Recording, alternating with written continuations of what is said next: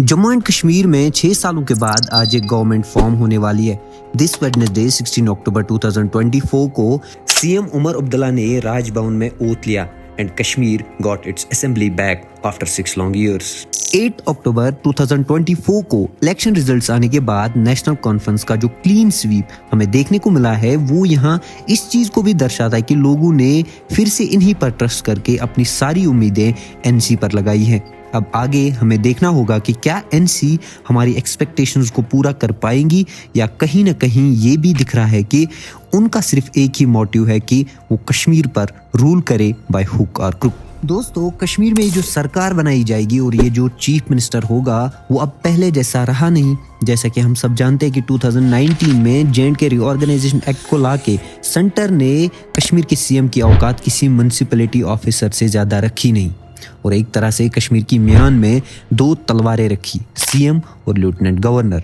अब यहाँ सीएम उमर अब्दुल्ला और एलजी मनोज सिन्हा के बीच किन किन बातों पर टक्कर होगी, कौन सी नेगोशिएशंस होगी, लॉज कैसे बनेंगे, एक्चुअल में कौन रूल करेगा, जे.एंड.के पर किसके क्या पावर्स रहेंगे, आइए जानते हैं आज के इस वीडियो में।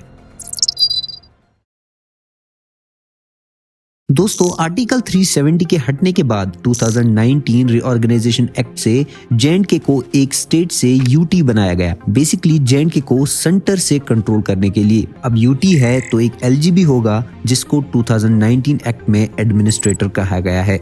ये जो एलजी है इसके बिना इन शॉर्ट यहाँ का सीएम एबीसीबी पढ़ नहीं सकता। सबसे पहले तो एलजी का पूरा कंट्रोल रहेगा और पुलिस, पब्लिक ऑर्डर और लैंड पर, जिसमें सीएम इंटरफियर नहीं कर सकता।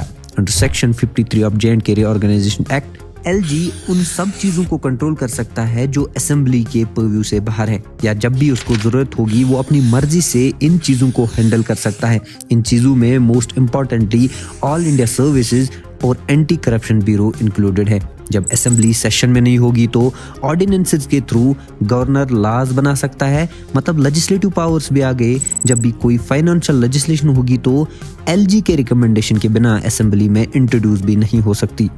मतलब सीएम की खुद की सैलरी भी अब उसके हाथ में नहीं होगी। हमारा भला कैसे करेंगे उमर साहब? एलजी के पास ही फाइनल अथॉरिटी है बजट एलोकेशंस की, जिसमें उसको काउंसिल ऑफ मिनिस्टर्स असिस्ट करेंगे जो असेंबली की मेंबरशिप के 10% को एक्सीड नहीं कर सकते। मतलब कि only 10% members will form this council of ministers. अब यहाँ के सीएम को अगर कोई भी लॉ बनाना है तो एलजी का एसेंट जरूरी है एंड मोर ओवर एलजी उन बिल्स को विद होल्ड रख सकता है प्रेसिडेंट की कंसिडरेशन के लिए। इससे अच्छा था सीएम को असिस्टेंट एलजी की पोस्ट मिलती, कम से कम इतना कंफ्यूजन तो नहीं रहता। यहाँ के सीएम के पावर सिर्फ लोकल गवर्नेंस तक ही लिमिटेड होंगे, जैसे पब्लिक हेल्थ, एजुकेशन, एग्रीकल्चर। यहाँ तक कि इलेक्ट्रिसिटी भी सीएम के कंट्रोल में नहीं आती। अब दोस्तों, हमारे सीएम साहब से हम ज़्यादा उम्मीदें नहीं रख सकते। वो अपने मैनिफेस्टो में कुछ भी बोले, लेकिन पहले हमें देखना होगा कि उनके कंट्रोल में ये चीज़ें है कि नहीं। अब यहाँ 2 चीज़ें पॉसिबल है। नेशनल कॉन्फ्रेंस ने जो जश्न मनाया और फटाफट सरकार बनाने आ गए, उसके पीछे या तो उन्होंने कभी रीऑर्गेनाइजेशन एक्ट पढ़ा ही नहीं, या तो उनको पढ़ना नहीं आता, या तो उनको फर्क नहीं पड़ता कि लोगों का भला कैसे करना है। बस हमें कुर्सी दे दो, हमारे लिए काफी है। अब यहाँ मैं नेशनल कॉन्फ्रेंस को ट्रोल नहीं कर रहा, लेकिन जैसी जीत उनको मिली है इस इलेक्शन में, मुझे लगता है कि वो एक स्ट्रॉन्ग पार्टी है और कश्मीर ने जो अपनी उम्मीदें उनसे लगाई थी वो पूरी होंगी, ये अभी भी एक सवाल है।